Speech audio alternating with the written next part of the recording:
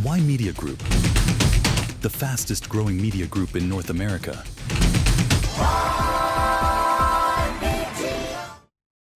Why Media? Foreign Policy Report. Explosions were heard throughout Jerusalem, while television footage showed smoke rising over Tel Aviv, following what appeared to be a missile strike. There were no immediate reports of injuries or fatalities. According to the Israeli military, dozens of missiles were launched in the attack. Authorities have instructed residents across Israel to take shelter in designated bomb shelters. Why Media Group?